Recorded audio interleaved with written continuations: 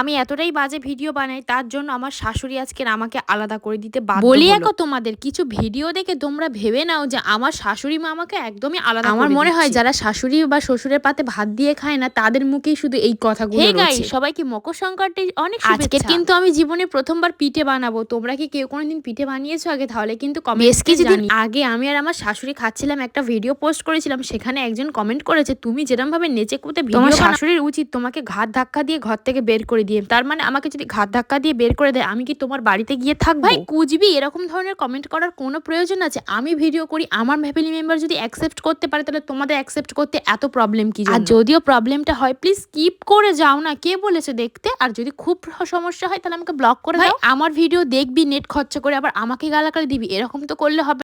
পাল্টা উত্তর আমিও দেব। যাই হোক, আজকে কিন্তু আমরা প্রচন্ড ভাবে পিঠে বানিয়েছি, আর শেষ পর্যন্ত পিঠেটা না একদম চচ্চড়ি হয়ে গেছে, সেটা আমরা কোনোদিন ভাবতেও পারিনি, এমন এরম।